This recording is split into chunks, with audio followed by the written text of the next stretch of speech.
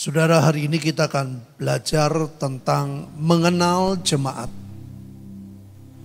sebagai kepenuhan Kristus.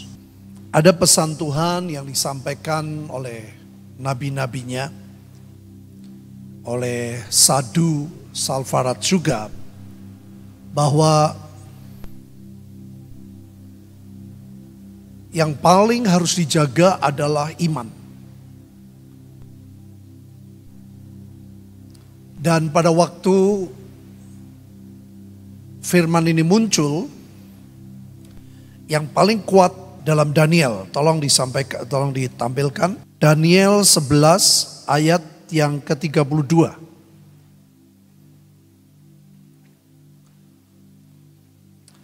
Dan orang-orang yang berlaku fasik terhadap perjanjian akan dibujuknya sampai murtad dengan kata-kata licin. Saudara, begitu banyak cara pekerjaan si jahat supaya api cinta Tuhan dalam hidup kita tuh padam. Jadi hari-hari ini saudara, memang tidak mudah untuk kita stay at home. Semua dilakukan di rumah. Itu sesuatu yang tidak mudah. Itu sebabnya kalau mata kita dengan mata jasmani tidak melihat dengan mata rohani, kita nggak bisa lihat ayat ini. Orang-orang yang berlaku fasik itu tidak setia. Kita mudah dibujuk sampai murtad dengan kata-kata licin. Ada hamba Tuhan yang berkata, iman banyak orang akan gugur. Kalau dikatakan iman gugur itu belum tentu orang itu tidak percaya Tuhan, saudara. Mulai berkurang kadarnya. Padahal harusnya sebaliknya. Saya tertarik sekali rema ayat yang terakhir. Kalimat ayat yang ini. Tetapi umat yang mengenal Allahnya, umat yang mengenal Allahnya akan tetap kuat dan akan bertindak. Ada banyak orang cuma tahu Tuhan. Maka dari itu dalam beberapa minggu ini saya mengajar tentang terus bagaimana kita mengenal. Bukan cuma tahu, mengenal. Karena akibatnya dua. Dia akan tetap kuat. Bukan hanya kuat, dia bertindak.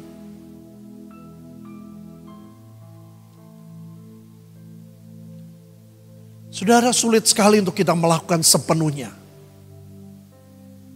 Taurat pun gak ada satupun yang bisa melakukan.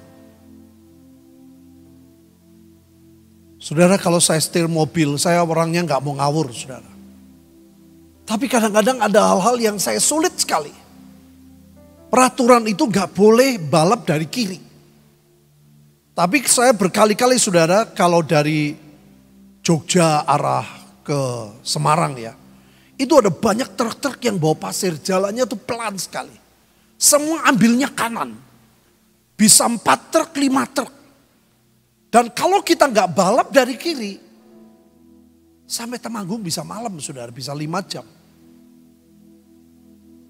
Padahal aturan nggak boleh ambil dari kiri.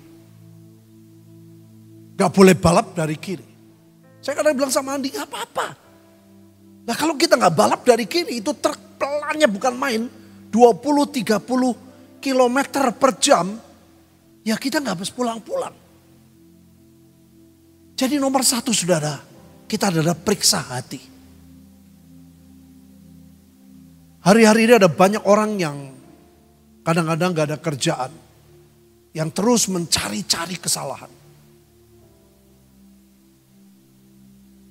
Saudara, periksa diri, periksa hati yang paling dalam.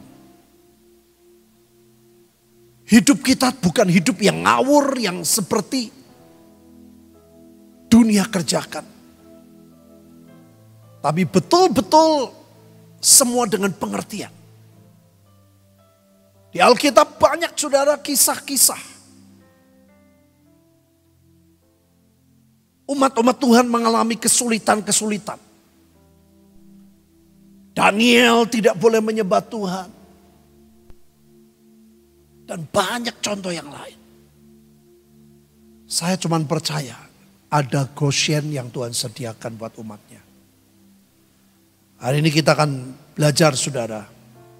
Ya sekarang kita masuk ke mengenal jemaat. Sebelumnya. Mengenal jemaat. Jemaat ini bukan saya ngomong pribadi saudara. Jemaat ini bicara tentang tubuh Kristus. 2-3 minggu lalu kita belajar mengenal tentang kepala. Sebagai Tuhan Yesus sebagai kepala. Kita nggak pernah belajar mengerti tubuhnya. Tubuhnya itu sebagai apa? Alkitab berkata sebagai kepenuhan Kristus loh. Ini target, ini maunya Tuhan. Jemaat itu seperti ini. Bukan cuma sekedar jemaat KTP Kristen. Oh bukan saudara. Ini yang jadi masalah. Kalau jemaat cuma KTP Kristen. Jemaat bukan sebagai kepenuhan Kristus. Ini dunia tertunda-tunda. Kedatangan Tuhan tertunda-tunda. Pemulihan segala sesuatu tertunda. Oke, kita akan belajar. Next. Dalam Efesus 1 ayat 15 ayat 23. Karena itu setelah aku mendengar tentang imanmu dalam Tuhan Yesus. Paulus ngomong jujur tentang kasihmu terhadap orang semua orang kudus. Ini luar biasa saudara, iman dan kasih. Aku pun tidak berhenti mengucap syukur karena kamu. Dan aku selalu mengingat kamu dalam doaku. Dan meminta kepada Allah Tuhan kita Yesus Kristus. Yaitu Bapa yang mulia. Supaya ia memberikan kepada roh hikmat dan wahyu. Untuk mengenal dia dengan benar. Padahal iman dan kasihnya sudah menyala. Tetapi Paulus melihat bahwa jemaat Efesus perlu roh hikmat dan wahyu. Supaya mengenal dia dengan benar. Kalau orang mengenal dia dengan benar berarti ada yang mengenal Tuhan tidak dengan benar. Dan supaya ia menjadikan mata hatimu terang. Ada banyak orang yang mata hatinya gelap. Agar kamu mengerti pengharapan apakah yang terkandung dalam panggilannya. Betapa kayanya kemuliaan yang ditentukannya bagi orang-orang kudus. Saudara luar biasa. Betapa hebat kuasanya bagi kita yang percaya. Sesuai dengan kekuatan kuasanya. Yang dikerjakan di dalam Kristus. Dengan membangkitkan dia dari antara orang mati. Dan mendudukan dia sebelah kanan surga. Saudara ini adalah sebuah pengertian yang mendasar. Bahwa orang percaya itu ditentukan untuk mendapat kemuliaan. Tetapi kalau umat yang percaya jemaat Tuhan. Tidak mencapai level yang Tuhan mau. Bukan sebagai kepenuhan Kristus. Maka ini terhambat. Maka ayat 21. Jauh lebih tinggi dari segala pemerintah. Dan penguasa dan kekuasaan dan kerajaan. Dan tiap-tiap nama yang dapat disebut.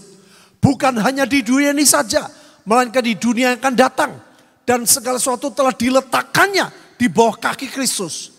Dan dia telah diberikan kepada jemaat sebagai kepala dari segala yang ada. Nah perhatikan.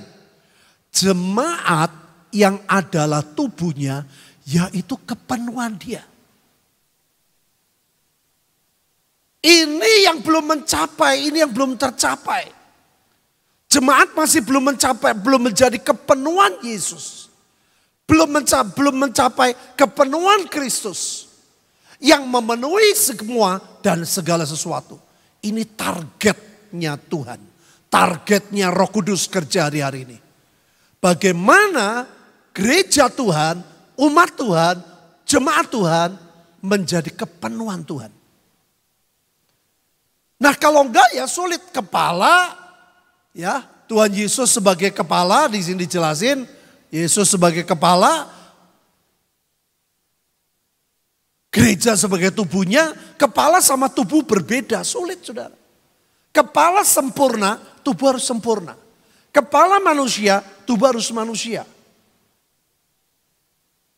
Ini jadi persoalan yang sangat tidak mudah. Bahkan Tuhan Yesus pernah saudara menubuatkan bahwa ini adalah pergumulan yang sangat sulit untuk jadi penggenapan. Nah ini semua sebetulnya yang menghambat. Kenapa kita berkata demi nama Yesus virus corona berhenti? Gak berhenti-berhenti. Karena ini masalahnya. Tubuhnya belum menjadi kepenuhan. Kepalanya sudah, tubuhnya baru sebagian. Nanti kita lihat ya, baru sebagian. Tangannya baru sebagian, kakinya baru sebagian. Sulit saudara. Dunia pengen lihat bahwa gereja Tuhan, umat Tuhan itu sebagai wakil Tuhan. Tapi menjadi kendala. Ya, saya buktikan. Next. Matius 8 ayat 20. Yesus berkata kepadanya, serigala mempunyai liang dan burung mempunyai sarang. Tetapi anak manusia, Tuhan Yesus sebagai kepala, tidak mempunyai tempat untuk meletakkan kepalanya. Saudara, zaman itu bukan Tuhan Yesus gak punya tempat tidur. Dia punya keluarga, masih kecil punya Yusuf dan Maria, punya banyak family, punya banyak orang-orang dekat. Maria, Marta, Lazarus juga sangat dekat dengan Tuhan. Ini bukan bicara soal tempat tidur. Bukan bicara tempat tinggal. Tapi Yesus sudah menubuatkan dari awal khotbah loh pasal 8. Anak manusia Tuhan Yesus tidak mempunyai tempat untuk meletakkan kepalanya. Tubuhnya belum jadi kepenuhan Kristus. Tubuhnya belum dewasa. Gampang tertekan, gampang stres, gampang takut. Orang bisa takut, tapi tidak dikuasai ketakutan. Orang bisa ngomel, tapi tidak dikuasai oleh omelan. Orang bisa kecewa, tapi tidak terus mudah kecewa. Berapa tahun jadi Kristen? Sudah waktunya kita jadi berkat, tapi terus menuntut berkat.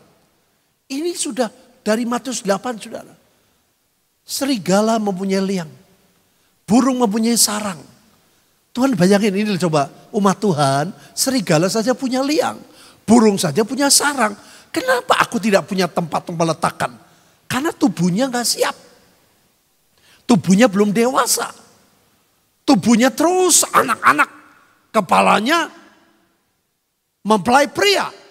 Tubuhnya harus mempelai wanita. Ini yang belum terjadi. Gampang sekali goyah, gampang tidak percaya. Maka Alkitab berkata, iman banyak orang banyak gugur. Ini di sini. Mengerikan sekali, saudara. Saya percaya dengan peristiwa ini. Tuhan izinkan supaya kita gereja cepat menyadari. Ini menjadi masalah yang krusial. Kalau tidak cepat-cepat kita sadari, kita tidak bertobat, ini menjadi keadaan yang bahaya. Kemarin saya senang, bisa pas banget ya. Lihat di TV ada dokter ahli jiwa. Saya kaget itu di salah satu TV menjelaskan bahwa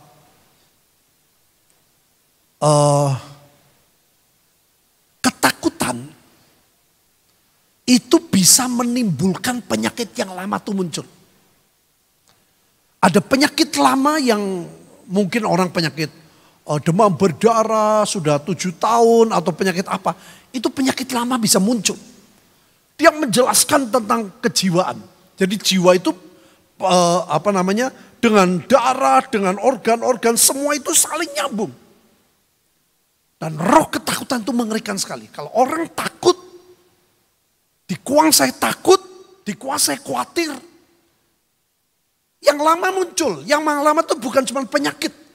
Problem-problem lama muncul. Problem kejiwaan, ketakutan yang lama, kekhawatiran yang lama, kelemahan-kelemahan yang lama muncul. Saya kaget sekali. Yang membuat saya tertarik, pada waktu tanya jawab, ada yang tanya, ternyata yang tanya dokter ahli Apa saya lupa. Bukan tanya, ternyata dia menegaskan. Betul katanya. Bahwa orang kalau ketakutan. Dan dia tidak menguasai ketakutannya. Maka problem-problem penyakit lain muncul. Saudara, ada banyak problem hidup kita yang lama muncul. Kelemahan-kelemahan yang lama muncul. Karena ini. Tubuhnya belum dewasa. Yesus sudah bilang ini menyedihkan sekali. Aku tidak punya tempat meletakkan kepala. Waktu itu murid-murid bisa bingung. Loh, emangnya Yesus gak pernah tidur? Loh, apa gak punya keluarga? Apa gak punya kasur? Tidak. Semuanya punya. Ini bicara tentang tubuh yang belum siap. Efesus 4 ayat 11, 16. Dan ialah memberikan baik rasul, nabi, penginjil, gembala, pengajar, untuk memperlengkapi orang kudus bagi pekerjaan pelayanan. Bagi pembangunan tubuh Kristus. Kenapa sih Tuhan kirimkan banyak orang-orang 5 jabatan? Bukan untuk kita menilai. Oh, khotbah ini lucu, khotbah ini enggak lucu, khotbah ini bagus. Tidak. Tujuannya untuk membangun pembangunan tubuh Kristus. Sampai kita semua telah mencapai kesatuan iman, pengetahuan yang benar tentang anak Allah, tentang Tuhan Yesus.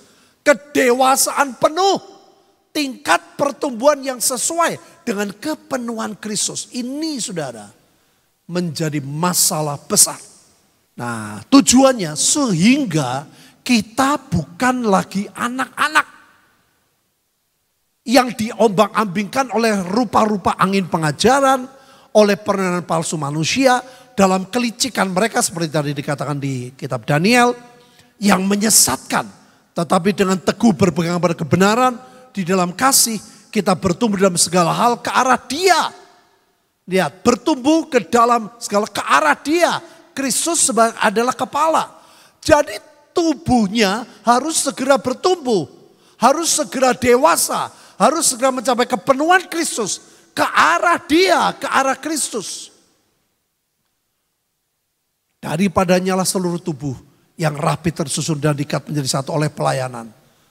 Orang ada sudah puluhan tahun aja gak pelayanan. Renungan firman gak bisa, kesaksian gak bisa, apa gak bisa. Saudara, gimana kita bisa bertumbuh? Pelayanan itu bukan tanda kedewasaan.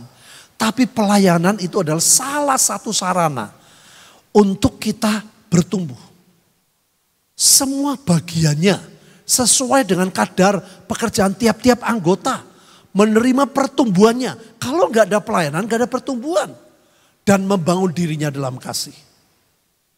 Ini menjadi persoalan saudara. Saya nggak cuma sekedar khotbah, ayo saudara dengar ini, dengar itu. Tidak. Ini pengertian-pengertian yang mendasar. Iman-iman dasar. Kalau ini belum mencapai, seringkali kita punya masalah yang besar. Menghambat semua rencana Tuhan. Lah, Tuhan Yesus sebagai kepala, dewasa, ketemunya anak-anak yang gak bisa. Mempelai pria harus ketemu mempelai wanita. Ya, banyak sekali saudara. Saya tahu dengan keadaan begini gak mudah. Tidak mudah, setiap orang punya masalah. Ekonomi punya masalah. Tapi Sadrah, Mesa, Abednego pernah membuktikan. Di tengah-tengah kesulitan mereka bisa lihat Tuhan. Gak ada orang yang mengalami kesulitan. Hanya bagian-bagian tertentu, hampir semua. Kemarin saya gunting rambut aja saya tanya. Rame, aduh sepi Pak. Nah terus, ya pegawainya saya sebenarnya mau keluarin. Tapi kasihan Pak, jadi saya shift. Semua saudara, hampir semua. Kecuali 1-2 tertentu kayak apotek ya. Semua orang cari obat, cari ini dan sebagainya. Tapi semua orang. Tapi kalau saudara tidak kuat di dalam Tuhan, engkau anak-anak yang ngomel.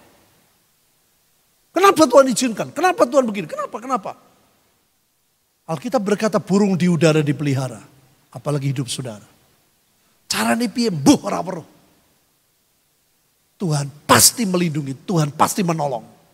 Ini persoalan.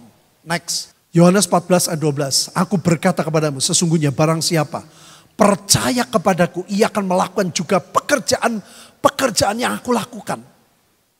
Bahkan pekerjaan-pekerjaan yang lebih besar daripada itu, sebab aku pergi kepada Bapa. Artinya aku beribadah apa? Roh Kudus akan kerja keras membuat kita bisa mencapai. Persoalannya saudara, kenapa belum terjadi? Karena belum mencapai kedewasaan. Ini dibutuhkan dunia. Jadi saya khotbah kepada siapa saudara dengar. Ayo cepat bertobat, cepat berubah. Kenali kelemahan dirimu. Dan minta anugerah Tuhan, tidak mudah kecewa, tidak mudah marah, tidak mudah drop, tidak mudah down. Kita percaya semua yang Tuhan izinkan, pasti Tuhan punya rencana yang sangat indah dalam hidup setiap kita. Next.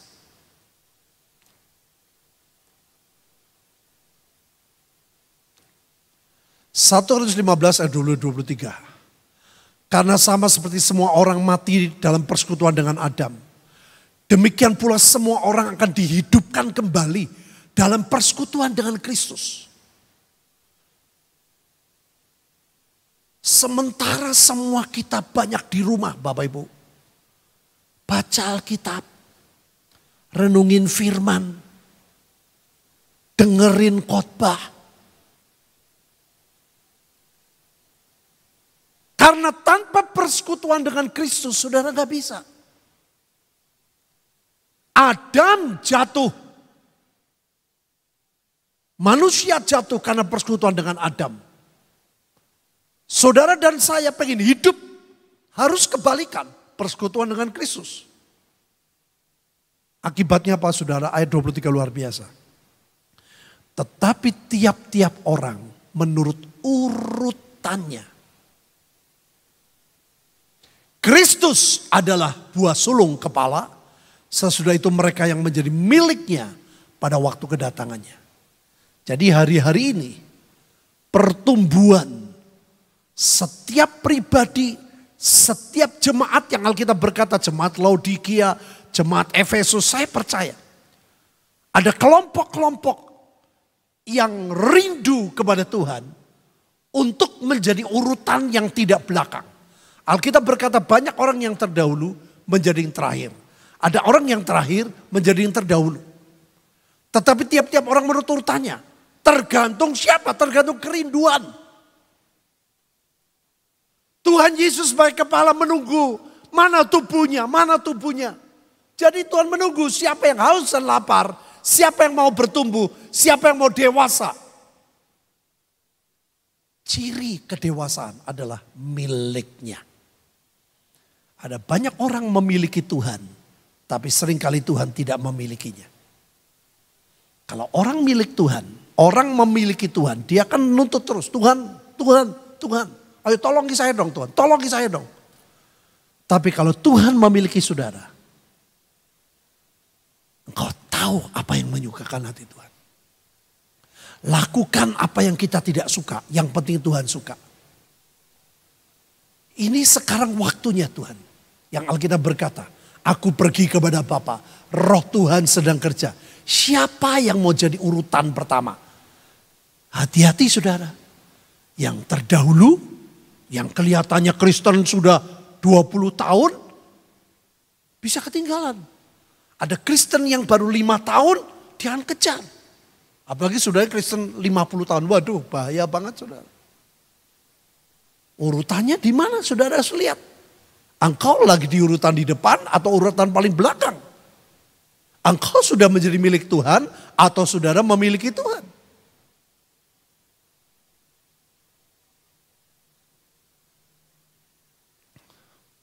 Saya simpulkan Tuhan sangat mengasihi manusia. Apalagi umat tebusannya. Bapa di sorga melihat kepada jemaatnya dengan kacamata dan darah penebusan. Jadi saudara, Bapa itu enggak, kalau melihat jemaat, itu enggak bisa seperti Bapa perjanjian lama. Karena ada kacamata darah Yesus. Nah ini yang seringkali kita tidak sadari saudara. Dalam kesempatan ini bukan harusnya kita Tuhan, aku minta ampun dan aku mau bangkit. Itu yang harusnya kita lakukan. Cepat menyadari kesalahan dan minta kuasa darah Yesus menyucikan dan kita bangkit. Bukan malah sebaliknya. Oh, Tuhan mengampuni. Ya sudah, kita seenaknya sendiri. Allah Bapa kepada manusia perjanjian lama itu tanpa darah Yesus. Makanya hukumnya ngeri, saudara. Dalam perjanjian baru, di luar Kristus, Tuhan memandang manusia seperti itu. Seperti perjanjian lama. Maka dari sini menjadi masalah, saudara. Bukan saya Kristen atau KTP Kristen. Di dalam Yesus tidak. Lahir baru enggak. Bertumbuh enggak. Saudara periksa diri masing-masing. Berapa tahun kita sudah jadi Kristen. Ini saya kasih contoh yang ekstrim, saudara. Kepada umat pilihannya Tuhan tuh nggak pernah ngawur. Ya, Keluaran 8:22. Tetapi pada hari itu, ini pada waktu Tuhan mempermainkan Firaun. Umat Tuhan sudah dikasih tahu loh, aku mau mempermainkan Firaun ya. Aku mau mempermainkan dia. Tetap umat Tuhan ngamuk, saudara. Musa pun hampir marah. Tapi saya mau tunjukkan betapa cintanya Tuhan. Pada hari itu, aku akan mengecualikan tanah Goshen, di mana umatku tinggal. Saudara, Tuhan tuh hatinya kayak gitu. Sehingga di sana tidak ada terdapat pikat, lalat pikat. Supaya engkau mengetahui bahwa aku Tuhan ada di negeri ini. Saya pernah ke Mesir.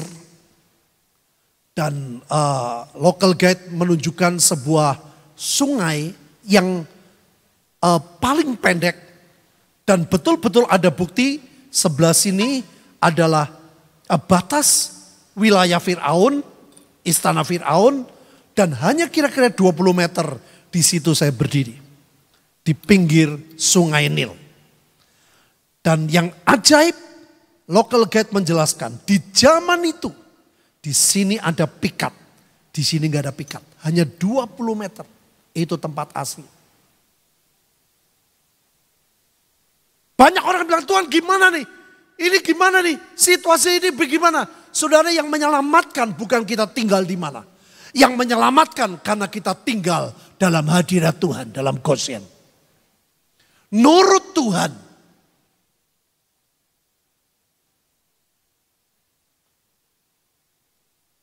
Saudara kan memang harus keluar, ya keluar. Kalau tidak harus keluar, ya di rumah. Itulah yang Tuhan mau.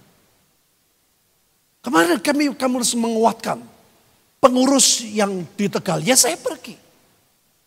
Harus menguatkan pengurus yang di Purwokerto. Ya saya pergi. Tidak perlu. Ya di rumah. Jadi bukan Goshen itu apa? Goshen itu bukan tempatnya buat sekarang. Adalah hadirat Tuhan. Kemana saudara nurut sama Tuhan? Disitulah ada perlindungan Tuhan. Saya senang sekali arti Goshen. Goshen itu artinya approaching, drawing near, mendekat, menuju ke arah yang lebih dekat. Artinya mendekat kepada Tuhan, saudara. Kalau hati kita mendekat sama Tuhan, gak usah takut, saya mau beritahu saudara.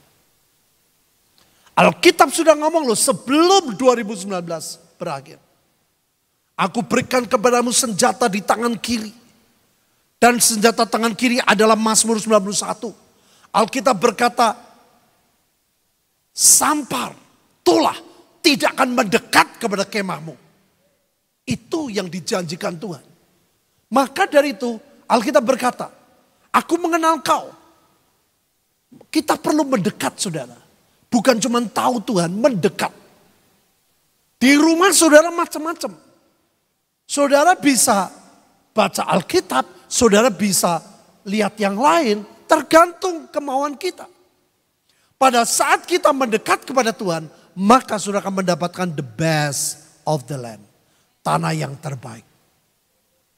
Kita akan melihat ujung dari peristiwa ini. Adalah berkat yang luar biasa.